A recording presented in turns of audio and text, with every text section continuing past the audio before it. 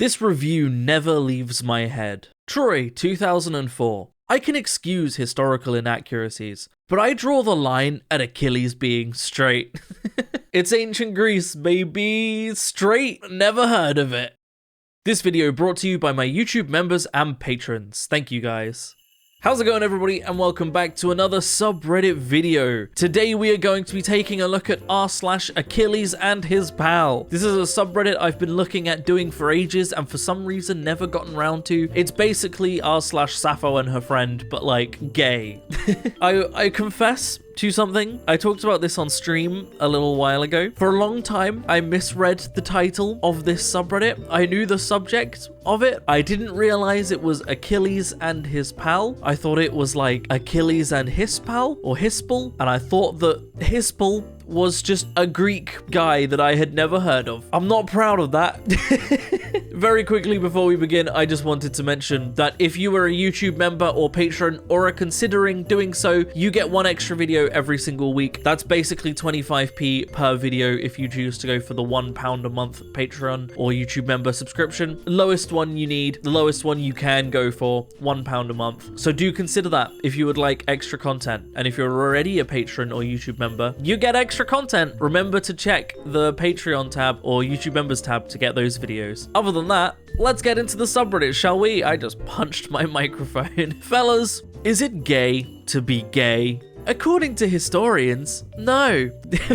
Accurate though, you know, historians will see anything as gay as you could possibly get, and they'll be like, really close friends, those guys. They were roommates. They were so close. Buddies. The Little Mermaid was written as a love letter by Hans Christian Andersen to Edvard Collin. Andersen, upon hearing of Collin's engagement to a young woman, proclaimed his love to him. He told him, "I long for you as though you were a beautiful Calabrian girl." Edvard Collin turned Andersen down, disgusted. Andersen then wrote The Little Mermaid to symbolize his inability to have Collin, just as a mermaid cannot be with a human. He sent it to Collin in 1936, and it goes down in history as one of the most profound love letters ever written. Most scholars and psychoanalysts concluded that Andersen was bisexual. However, he never acted upon his homosexual drives. The Little Mermaid, as it was originally written, did not have a happy ending. Couple things. They concluded he was bisexual but didn't act upon his the gay part of bi. Is writing a letter to a man saying, "I long for you as though you were a beautiful Calabrian girl," and then writing a whole love story about it? Is that not acting on it just a little bit?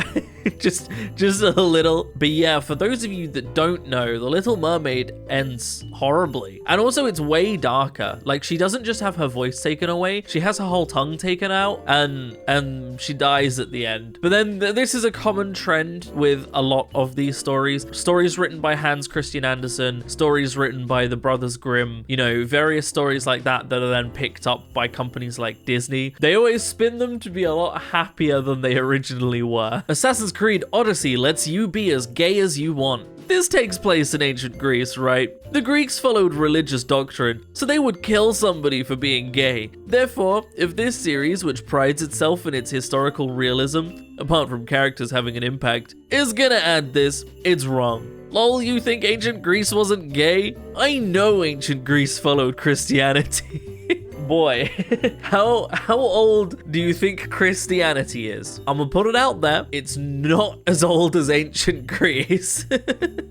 Also, ancient Greece had an entire pantheon of its own, you know, very famous for the Greek gods. You know, Zeus, Hades, we've named our cats after them. We've got Artemis and Hades, you know. There's also Hermes and Ares, and there's a lot of Greek gods. They weren't Christian, and they were very gay. Although I would personally argue that they were perhaps a bit more pan than gay. Like, personally, based on what I read, it sounds less like, you know, man, men really love to sleep with men, and more everybody loves to sleep with everyone, right? Which would be pan, not gay. Excavated in 1972, the well-known Hassanlu lovers are speculated to have been taking refuge from a fire that consumed their village in 800 BC. A DNA analysis found they were both male. Father and son, I would think. Father and son. Could have been family members. Couldn't be father and son or brothers. And if they were brothers, and one was saying goodbye to the other, could be brothers. They were probably siblings or related. Yeah, that common thing you do with siblings where you lie in bed with them and caress their face and kiss them goodbye. I don't understand this like obsession with taking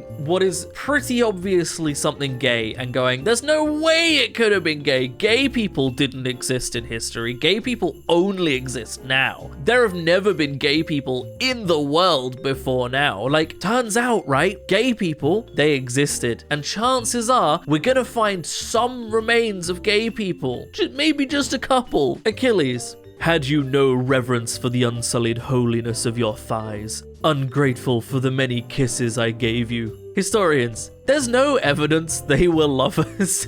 That's just something bros say to bros, you know? It's not gay.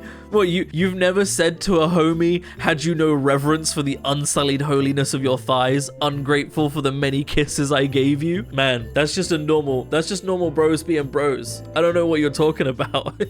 Future historians. Lil Nas and Satan were really close. Very heterosexual roommates.